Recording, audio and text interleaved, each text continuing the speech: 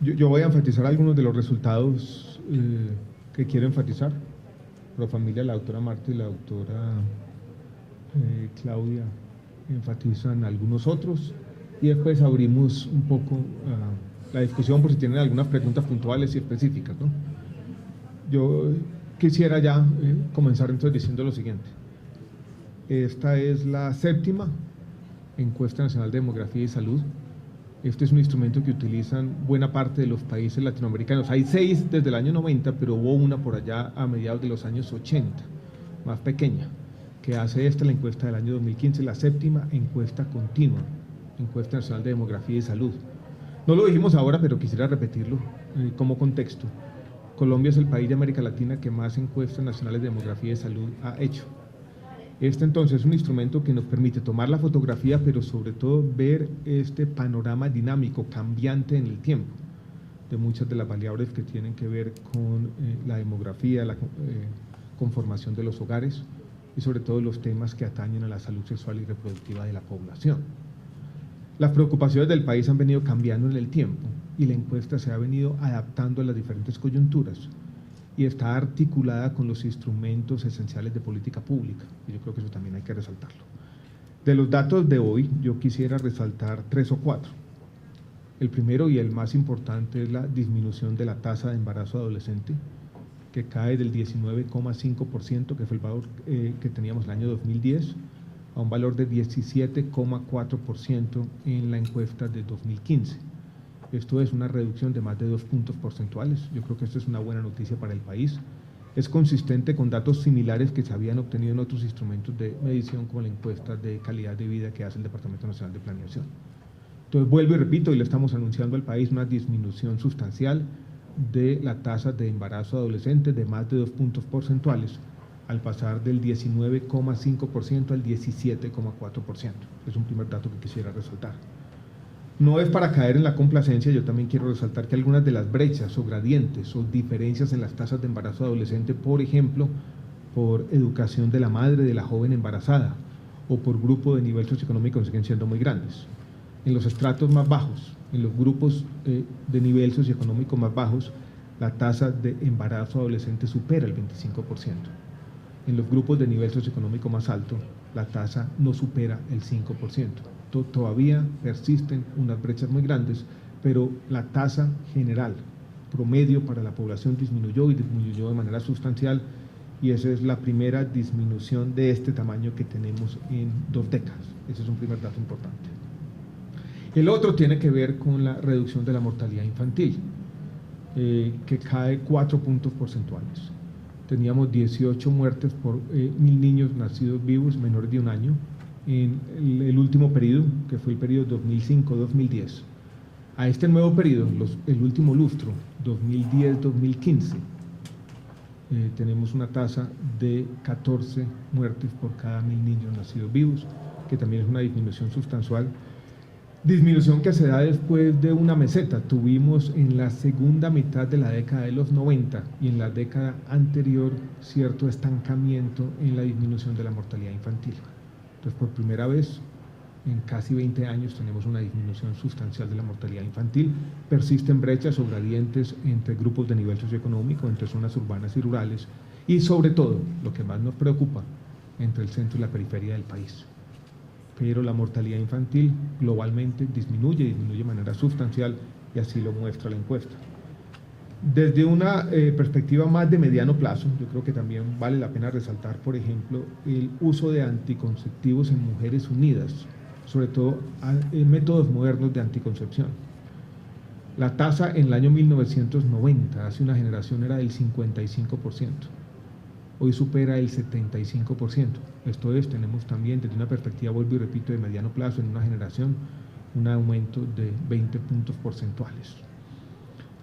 Hay un dato que no hace parte de las preocupaciones de la encuesta, pero es un dato de contexto y que también vale la pena traer a cuento, y que muestra también el progreso del avance social de las mujeres, y es el aumento sustancial de la educación de las mujeres en el país, tanto mirando a las mujeres que terminan algún tipo de educación superior, como las mujeres que terminan su educación secundaria, e incluso esa brecha positiva en favor de las mujeres entre mujeres y hombres se ha venido ampliando.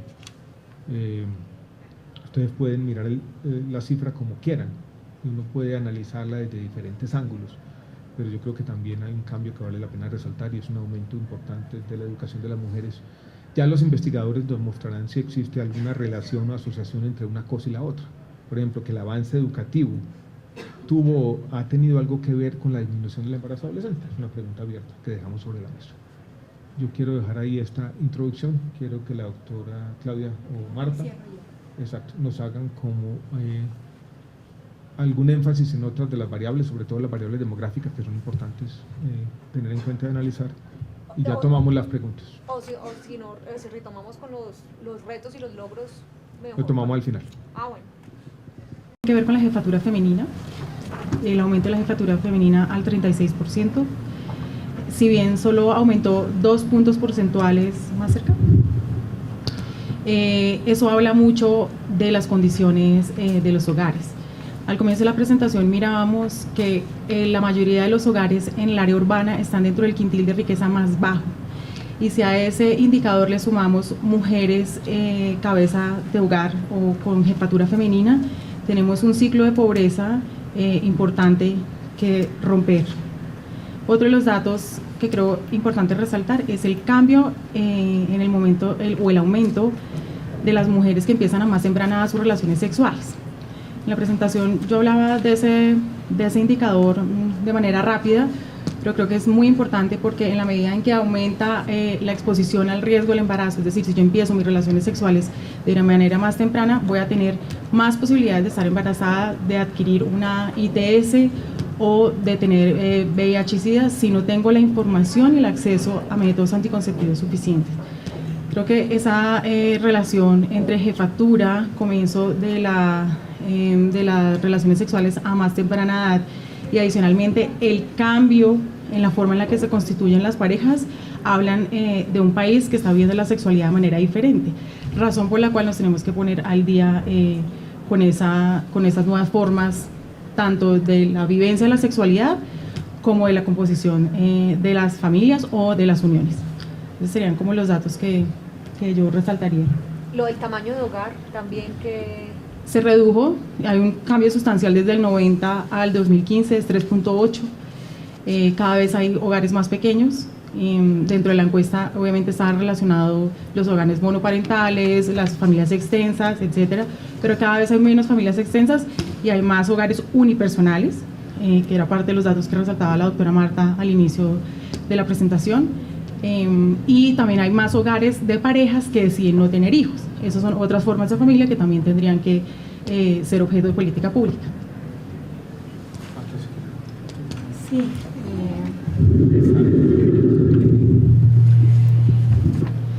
Bueno, son muchísimos datos los que estamos estrenando, yo diría, hoy, ¿no? Todos los que estamos en esta mesa. Exactamente, pero creo que hay dos temas adicionales que vale la pena recalcar y hacer énfasis porque, como decía el ministro Alejandro Gaviria, creo que demuestran el enorme trabajo que se ha desarrollado durante estos años y tiene que ver con la educación integral para la sexualidad. Fíjense los grandes cambios que hay en esta frase, ¿no? Ya estamos hablando de una educación que sea integral. ¿Qué quiere decir la palabra integral? Que tenga un alcance de todas las dimensiones de la vida de las personas desde un punto de vista socioeconómico, cultural, no solamente una visión desde la salud.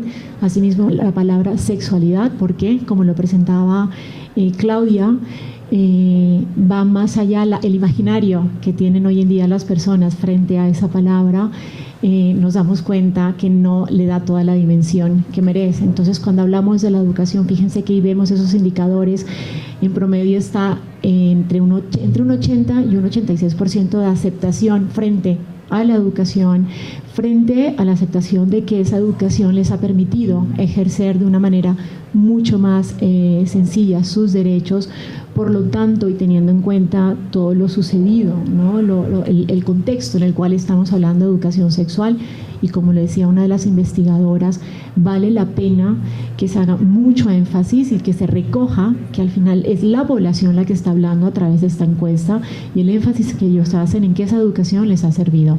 Obviamente, viendo que también hay unas brechas grandes entre lo que está recibiendo como información la población más joven y el conocimiento que tienen los padres.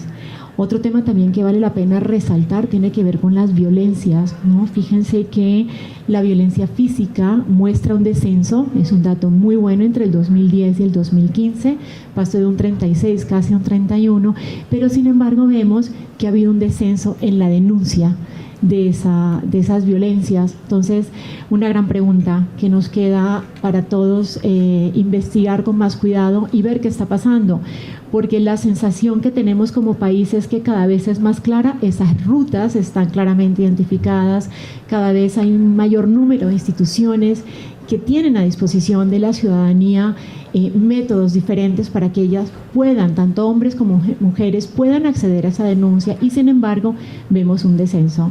Entonces esa es una cifra que también hay que tener en cuenta, porque fíjense que está en un 20% para el 2015. Y por último, que lo mencionaban tanto el ministro Gaviria como Claudia, lo que tiene que ver con el acceso a métodos anticonceptivos. Cuando uno ve un 80%, creo que es algo muy positivo. Sin embargo, vale la pena porque alrededor de ese acceso a métodos anticonceptivos hay muchas consecuencias que se desprenden de no poder tener un acceso de manera oportuna y de calidad. Entonces, ese 20% que ahí nos falta suplir, vale la pena también hacer una mirada para ver dónde son aquellas zonas. Lo comentaba con el ministro, que veíamos que la Orinoquía y Amazonía colombiana presentan una situación de muchísima mayor fragilidad. Quizás en los años venideros tendremos que analizar de qué manera podemos también llegar con ese mismo cubrimiento y con ese mismo acceso, y no solamente a métodos anticonceptivos, sino a todo un rango de servicios de salud sexual y salud reproductiva a una población que, si bien es menor que el resto de Colombia, de igual manera tienen la misma necesidad que el resto de los colombianos y colombianas. Estamos listos. Ahí mismo, digamos, puedo preguntarle a la doctora que ya está hablando del tema de métodos anticonceptivos. ¿Se podría hablar de los jóvenes? ¿Se están utilizando los métodos anticonceptivos? O sea, ¿o qué rango de edad son los que han aumentado pues en el...? O sea, ¿el rango de edad exacto que han aumentado? No. Sí. El aumento del uso de métodos anticonceptivos es en todas las edades, efectivamente, ¿sí?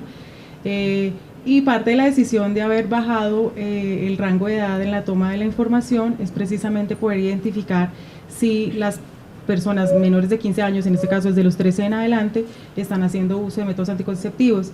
El Código de Infancia y Adolescencia le da autonomía a los adolescentes para tomar decisiones sobre su salud sexual y su salud reproductiva. Y en esa medida, las políticas de acceso a métodos anticonceptivos tienen que ser compatibles con la Ley 1098. Entonces, parte de lo que se busca es, de aquí en adelante, como decía el ministro, hacer esa medición desde los 13 años para mirar si efectivamente estamos entregándole métodos anticonceptivos a las jóvenes que también están iniciando su vida sexual de manera más temprana. ¿Qué tan significativa puede ser esta encuesta si son 160.000 personas y somos 48 millones? Eso tiene que ver con la representatividad de la información. Se hace una muestra aleatoria que tiene que ser que es representativa para el nivel de desagregación que les presenté, del nivel nacional, del nivel departamental, regional y suprarregional. Es decir, se escogen un número suficiente de hogares y de personas, tanto hombres como mujeres, para que sea representativa por esos niveles de desagregación. O sea, esto está midiendo exactamente las tendencias de la población. Las tendencias de la población. Con un pequeño margen de error, pero mide las tendencias de la población general. O sea, esto es una fotografía de la sociedad colombiana. Ministro, con el micrófono, por favor.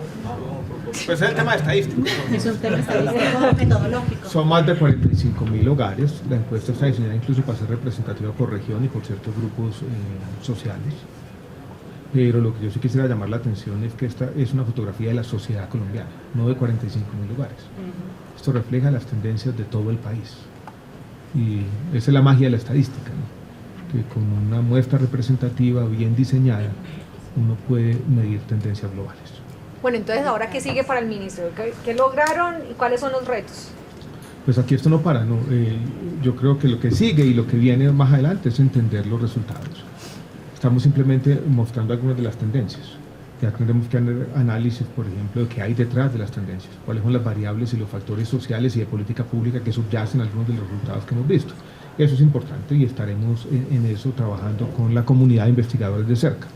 Analizar algunos de los resultados. Yo creo que hay algunos retos que se están planteando. Yo mencioné, por ejemplo, el de las brechas en resultados en salud, en algunas de las cosas buenas que enfatizamos.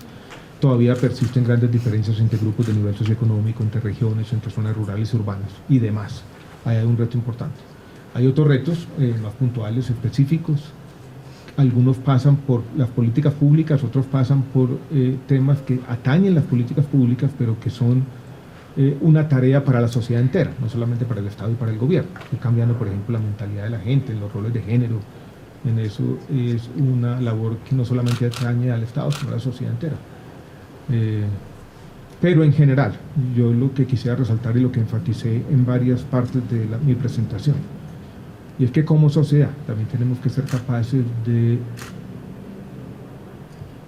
analizar objetivamente el cambio social, distinguir estas tendencias que muchas veces son invisibles en la forma como observamos la sociedad todos los días. La casuística, un poco en la forma como las sociedades modernas mediatizadas analizan los temas sociales, que es cada dato particular que muchas veces se presenta equivocadamente como el resumen de una esencia, nos hacen perder el contexto. Por eso es bueno, y esa era una parte del ejercicio de hoy, dar un paso atrás, examinar estas visiones panorámicas, mirar los datos y distinguir, a veces con sorpresa, porque en Colombia muchas veces las malas noticias molestan más, las buenas molestan más que las malas, descubrir que hay cosas buenas que han venido ocurriendo en nuestra sociedad. Pero pues qué pena. Hay mayor educación, que fue una de las que usted dijo, ¿cierto? Que hay mayor educación, mayor acceso, mayor cobertura, el 95% tienen algún tipo de cubrimiento. Pero entonces aquí volvemos al, qué pena como buscar lo malo. Pero entonces, y el resto de problemas de la gente que tiene cubrimiento, pero entonces que no el resto de... El resto de problemas está ahí y no los vamos a desconocer, pero los sistemas de salud se evalúan con base en 3 variables fundamentales. Una tiene que ver los resultados en salud. La otra es la forma como la gente se autopercibe, o sea, que la gente esté sana, que se sienta sana y que tenga protección financiera. Esas son las 3 variables intrínsecas en las cuales uno mide el progreso en salud. Aquí nos enfocamos en una, y dentro de ese en un conjunto de indicadores que son importantes. Por ejemplo, el descenso en la mortalidad infantil. No vamos a caer en la complacencia, pero es importante. Yo creo que vale la pena resaltarlo. La disminución en las tasas de embarazo adolescente. Tampoco vamos a caer en la complacencia. Es lo que tenemos que señalarlo como un avance importante. Y también, si se quiere, como un reconocimiento de mucha gente que trabaja denodadamente todos los días para que estas tendencias mejoren. Y yo creo que los países o nuestras sociedades también tienen que reconocer eso. Muchas veces se presentan lo que pasa en este sector en particular, como si fuera simplemente un fracaso sin atenuantes. Los datos de hoy dicen que eso no es verdad, que aquí en medio de los problemas hay éxitos que todos tenemos que ser capaces de señalar. Vamos a seguir poniendo el dedo en la llaga, pero también tenemos que ser capaces de reconocer el progreso. Listo, por ese sermón los gracias muchachos.